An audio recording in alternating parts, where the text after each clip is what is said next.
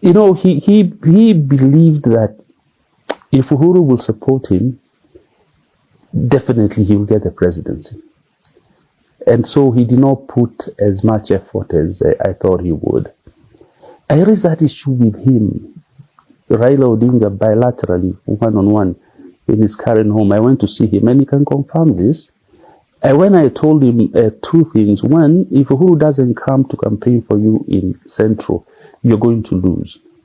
I told him, number two, if you're relying on the deep state to deliver this election for you, you are going to lose, because the deep state is completely incompetent as currently constituted. It will not deliver this election for you. And if you trust that IBC will deliver it for you as well, without any particular backroom conversations with them, they will also not deliver this election for you. I raised all these issues with him one-on-one. His response, because when in Bomas, when the elections were the voting was happening, I called him and I told him, if you allow RUTO to cross the 50% plus one mark, consider the presidency has gone. And I told him, remember, I had informed you that the deep state will not help you in this particular process. They have no skin in the game at all. He told me, say no more. I concede, it is very clear. And I think that's when he brought in a lot of his people on the floor of Bomas, because a good number of them were not there. They had already abandoned the process nationally, and Orengo was in Siaya, Gladys Wanga was doing her thing in Homa Bay. All the big guns were absent at Bomas. They had already disinformed themselves that this thing is with us. We have won it. We have the deep state. We have the historical trends. So they basically got very, very lax. And three, they were very disorganized. I've never seen a disorganized political machine as that one. No, to be honest with you, I was never an insider. I just wrote speeches occasionally for Raila, but when it came to issues of strategy and all that, I was never part of that. Remember, I was technical assistant to President Uhuru Kenyatta. What did that mean? I did not advise Azimio. I was never part of their team. The only person I spoke to bilaterally was Raila Odinga. And I went to give him counsel to tell him, look, deep state will fail you if you're relying on that. I was in the deep state in many ways, or I interacted with it in many ways, 100%. Not working against Raila, but they had no skin in the game. I remember a meeting once, and I can reveal this, a meeting we had at Harambee House to appraise ourselves on the election, you know, as people working for the president. And P.S. Kibisho was chairing the meeting. We were a group of like about 5 people. And I remember telling him, do you know you're the one who's in charge of this election and running it? You know you're the one who is in charge of ensuring that we have victory. But in the past, we had Kiamba that we lost. We had Juja that we lost. We cannot afford to lose this election on behalf of Uhuru Kenyatta.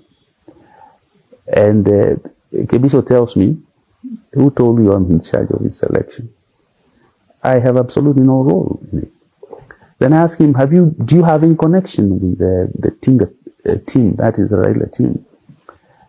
And he says, I have absolutely no link. So I was one who was now giving him some links on how to begin work. And this is way into the thick of the campaign. So looking at that and wondering if you, who runs a provincial administration, you're not in charge of this election, then who is? And I remember having conversations also with different teams, and I would ask, so who is in charge of this thing? Who is driving this thing for Azimio? And nobody could tell you where the locus was. No, as I told you, my brief with the president was simply legacy. And I kept telling him, I'm a very good political scientist. Surely you can use me in this Azimio campaigns. And he would say, keep to your lane. One of my ideas was to prompt WAJACKOYA. So there was a day he says he wants to do the launch of his party. And they wanted to do it somewhere in a place called, it's called MUTaHI or something. MUTaHI, yes. They were to go to MUTaHI to do the launch of the thing. And I told him, I went to look for him in his current office, and I told him, I will look for some funds and have you launch it at KICC. So I can reveal that actually I got some funds. We got the launch at KICC from the owners of things. You know, government has money, so you get a little bit of money here and there to do some of these things. The government is putting money into politics. What? The government is spending on political activity. There are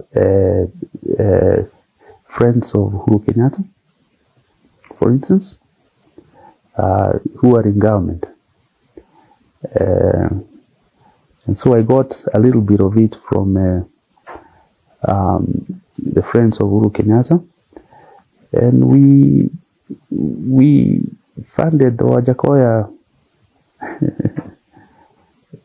launch.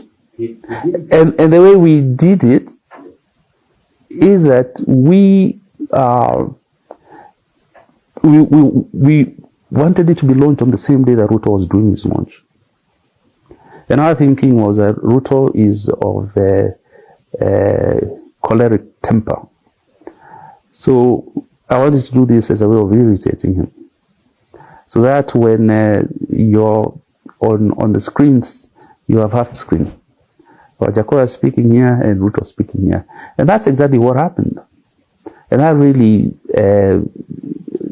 destabilized the RUTO launch. I can confess to this. That's why I was going to him for forgiveness. The talks will collapse, my thinking. And they will collapse because there is nothing. You cannot discuss cost of living in a 10-man committee and ensure that it comes down.